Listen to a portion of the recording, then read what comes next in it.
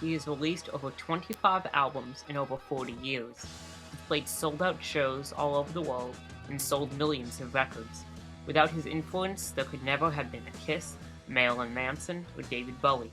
He is legendary shock rocker Alice Cooper, who recently played 2 shows right here in Connecticut. In this show, I said, why don't we kill Alice 4 times? The villain can't live. So if I'm the villain, in the end, you've got to give him his just desserts. So we've always found a way to either hang him, cut his head off, do something to get rid of him.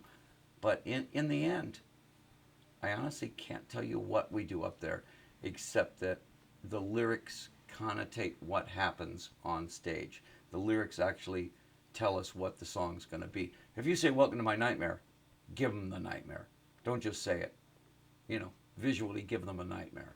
Cold Ethel, if you say Cold Ethel, have a dummy that's Cold Ethel and just throw her all over the place. You just let the lyrics decide what you're going to do theatrically. But as you could tell, an Alice Cooper show is no ordinary concert.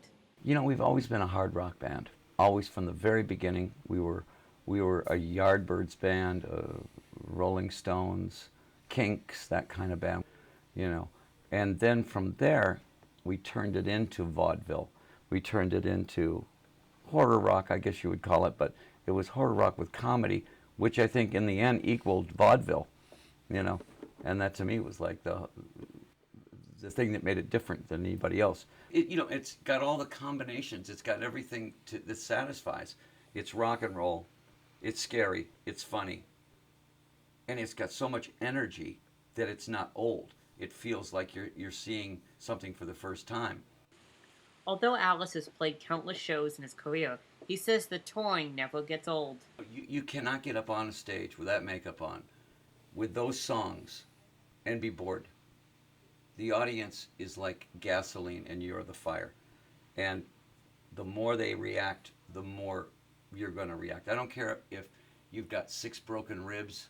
I don't care if you have a toothache, if you've got flu. The adrenaline overcomes that.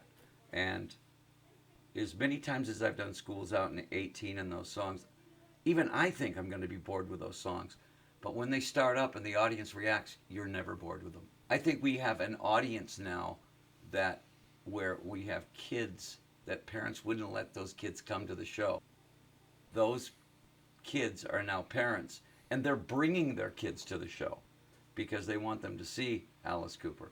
So I kind of have been woven into the fabric of Americana now, whereas, there was probably a time when parents didn't want their kids to see Vincent Price in a movie because it was too scary, and then he became lovable.